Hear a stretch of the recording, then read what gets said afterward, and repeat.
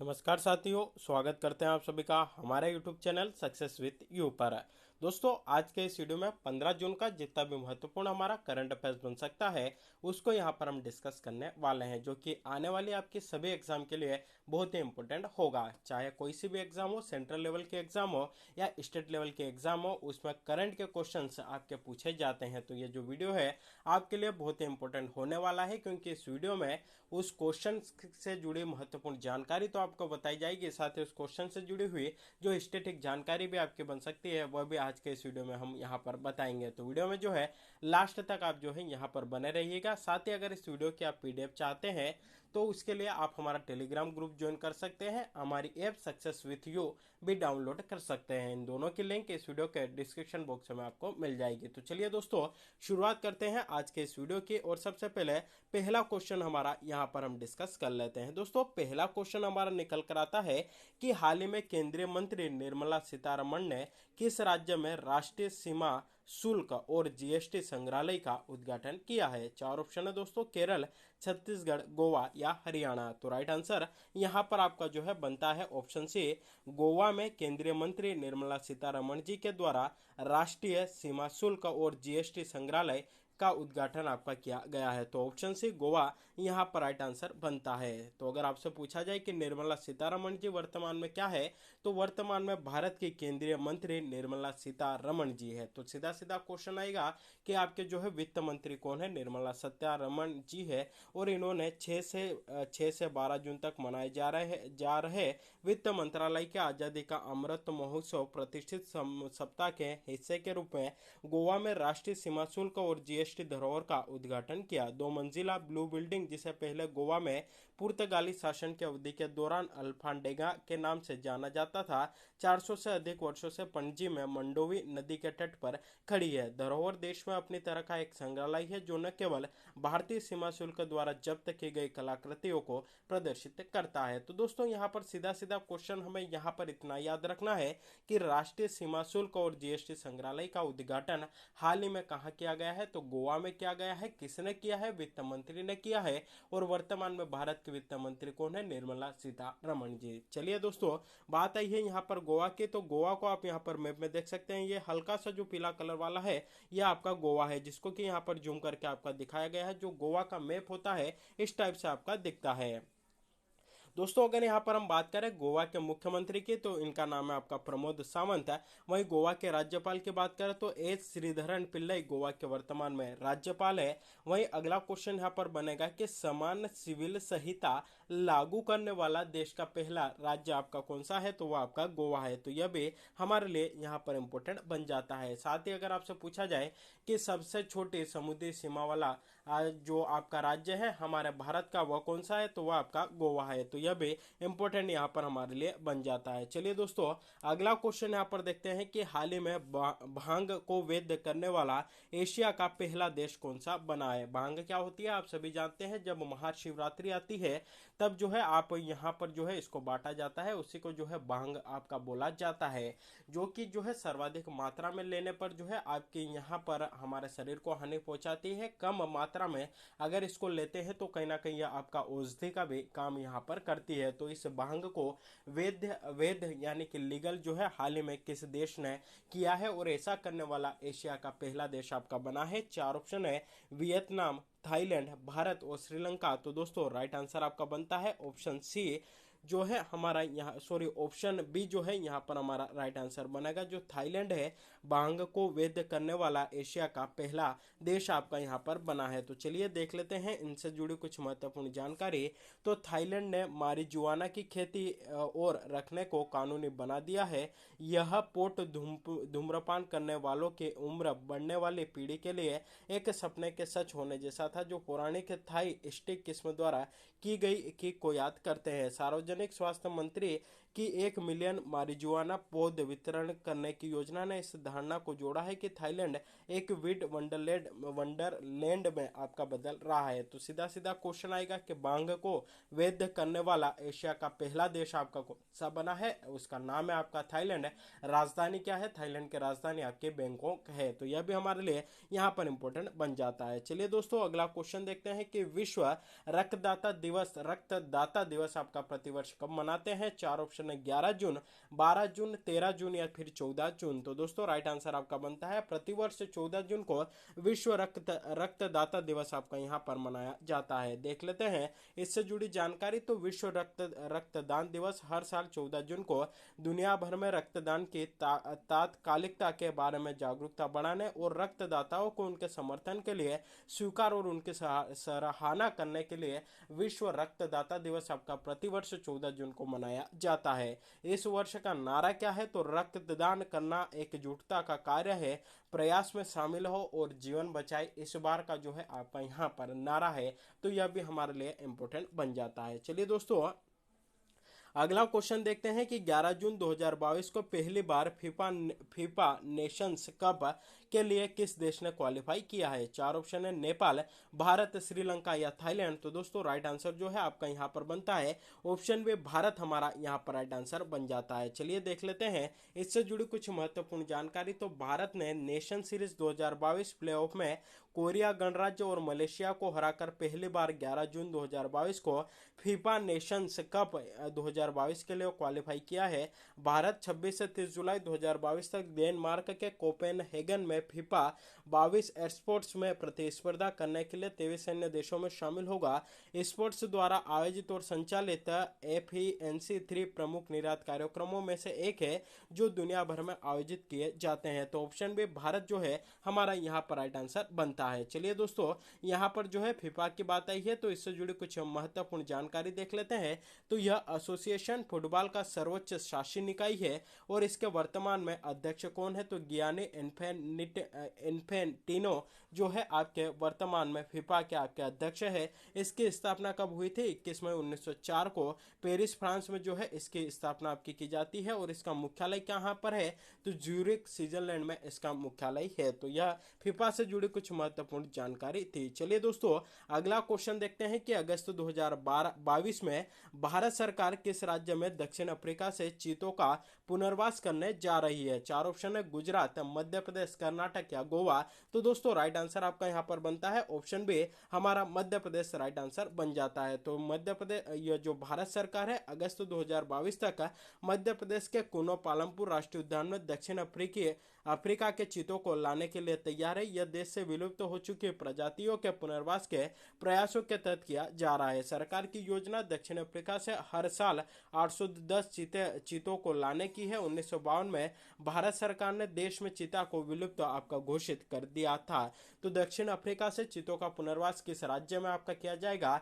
तो आपका मध्य प्रदेश में किया जाएगा। और मध्य प्रदेश में भी कहां पर? तो यहाँ पर एक राष्ट्रीय उद्यान है जिसका नाम है कुनो पालमपुर राष्ट्रीय उद्यान, यहाँ पर इनका पुनर्वास आपका किया जाएगा।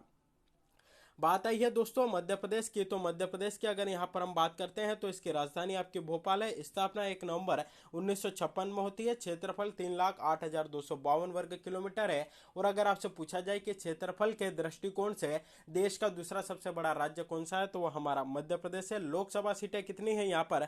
29 है। विधानसभा सीटें आपकी 230 है।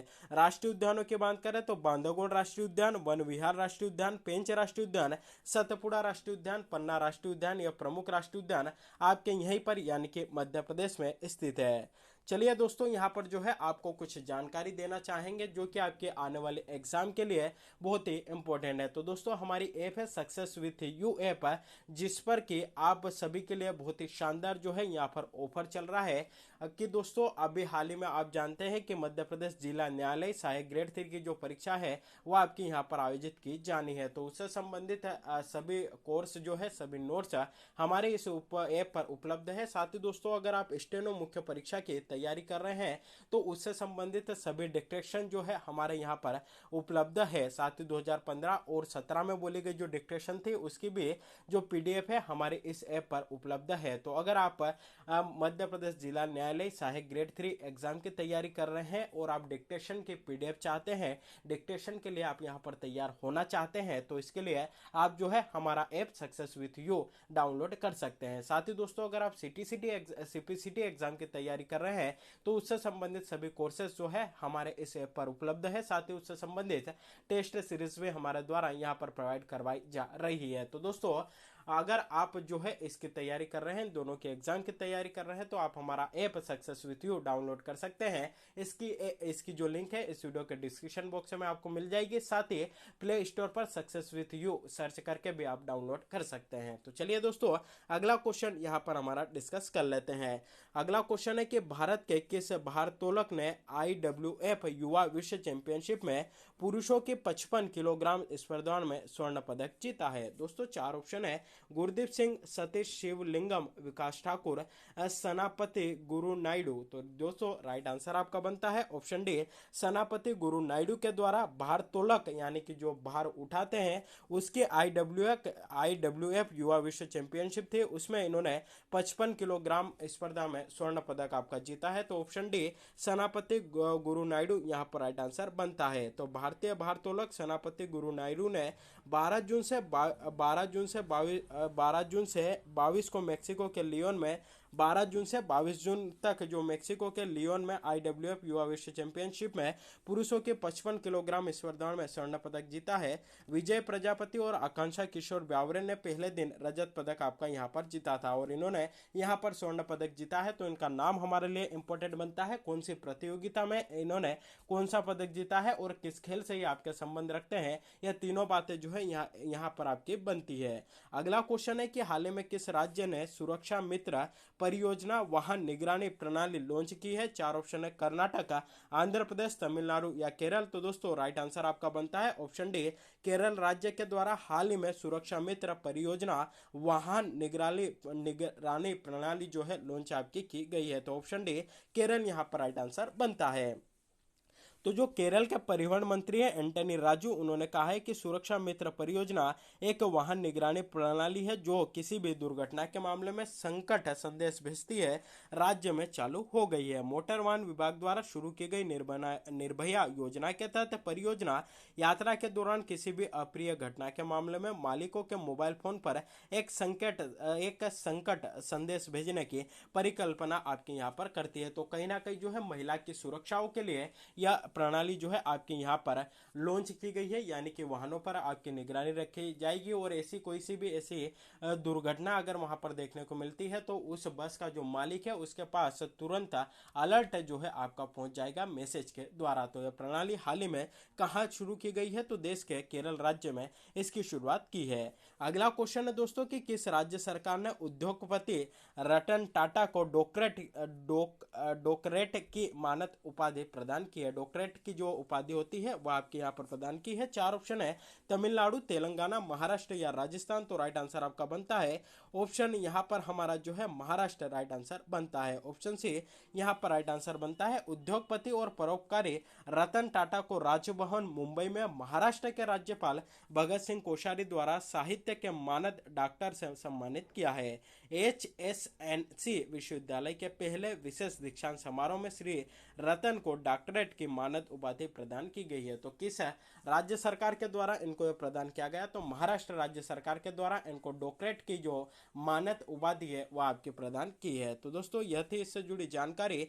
कुछ और महत्वपूर्ण जानकारी यहाँ पर महाराष्ट्र से जुड़ी देख लेते हैं। अगर आपसे पूछा जाए कि हाल ही में किस राज्य सरकार ने जीन बैंक परियोजना को मंजूरी दी है? तो दोस्तों राइट आंसर आपका बनता है महाराष्ट्र सरकार के द्वारा हाल ही में जीन बैंक परियोजना को जो है मंजूरी दी गई है। अगला क्वेश्चन बनेगा कि हाल ही में किस राज्य में स्थित माघर गांव देश का पहला शहद वाला गांव बन गया है? तो दोस्तों राइट आंसर आपका बनता है महाराष्ट्र।